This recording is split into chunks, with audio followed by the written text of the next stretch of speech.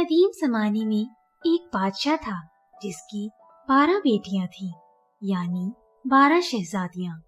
उनकी खूबसूरती का क्या कहना था, सबकी सब एक से बढ़कर एक थी। बादशाह ने उनकी शादी करने का फैसला किया तो उसको एक हैरान कुन राज का पता चला कि शहजादियां रात भर रक्स करने के लिए कहीं जाती हैं, मगर किसी को भी नहीं पता चलता कि वो कहाँ जाती हैं। बादशाह बहुत परेशान था। उसने किले के सब दरवाजे बंद करवा दिए ताकि शहजादियां बाहर न जा सकें, लेकिन उसकी तमाम कोशिशें नाकाम हो गईं। वो परेशान था कि आखिरकार माजरा क्या है। बादशाह ने ऐलान करवाया कि जो कोई शहजादियों के रक्स का पता लगाएगा उसे अपनी पसंदीदा शहजादी से शादी करने का मौका मिलेगा और वो मेरे मरने के बाद बादशाह भी बना दिया जाएगा, और अगर वो 3 दिन में इस राज का पर्दाफाश न कर पाया तो उसे मौत की सजा सुना दी जाएगी। ये खबर रियासत में हर तरफ फैल गई। एक शहजादा आया जो रक्स के राज का पता लगाना चाहता था। उसने कहा, मैं आपके पड़ोसी रियासत का शहजादा हूँ और शहजादियों को रक्स का पता लगाने आया हूँ। बादशाह ने उसका इस्तकबाल किया। रात का खाना खाने के बाद उसे शहजादियों के कमरे के साथ वाला कमरा सोने के लिए दे दिया। शहजादियों के कमरे का दरवाजा खुला रखा गया और शहजादे का पलंग ऐसे रखा गया कि वो सारी रात उन पर नजर रख सके। रात को शहजादियां उसके लिए शरबत लेकर आईं, जिसको पीते ही उसे नींद आ गई। जब उसकी आंख खुली तो शहजादियां रक्स करके वापस आ चुकी थी। तीनों दिन ऐसे ही चलता रहा। चौथे दिन जब शहजादा बादशाह के सामने हाजिर हुआ तो उसके पास बादशाह के सवालों का कोई जवाब ना था। बादशाह ने उसे मौत की सजा दे दी। यूं ही बहुत से लोग आए, लेकिन सब नाकाम रहे। फिर एक दिन एक जख्मी सिपाही अपनी किस्मत आजमाने बादशाह की रियासत की तरफ चल पड़ा। रास्ते में उसे एक बुढ़िया मिली। सिपाही ने बुढ़िया की मदद की। बुढ़िया ने बदले में उसको एक पोशाक दी और कहा, ये पहनकर तुम किसी को नजर नहीं आओगे, और ये भी बताया कि जो उस शहजादियां तुम्हें दें मत पीना। सिपाही बादशाह की रियासत में पहुंच गया। बादशाह ने उसका इस्तकबाल किया और उसे भी शहजादियों के रक्स का राज मालूम करने के लिए 3 दिन दिए गए। रात को बड़ी शहजादी उसके लिए जूस लेकर आई।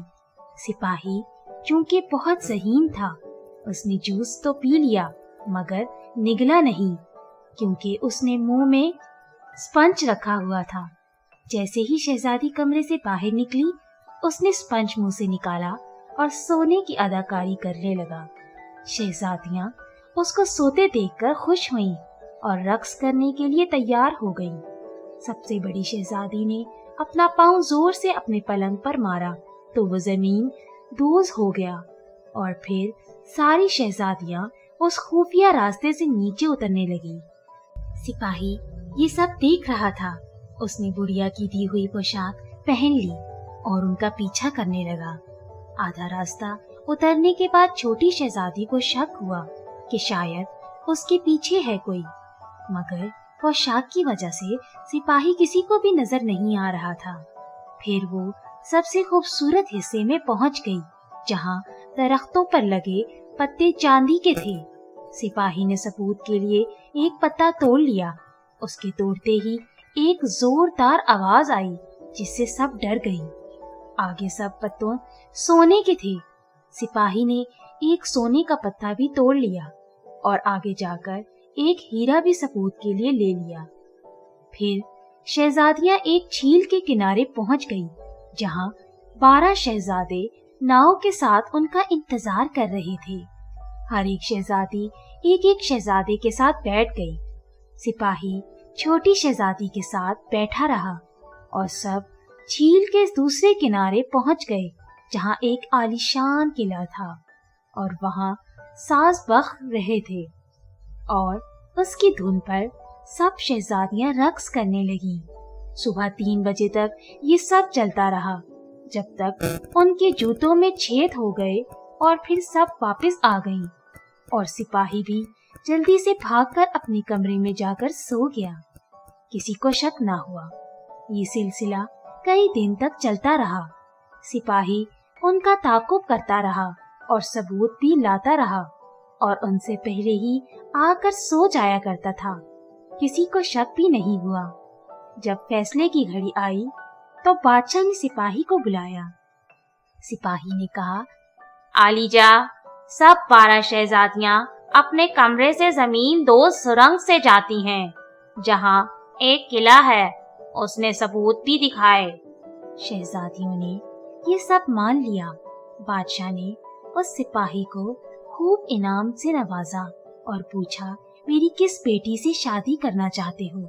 उसने सबसे बड़ी शहजादी को पसंद किया और फिर दोनों की शादी धूमधाम से कर दी गई।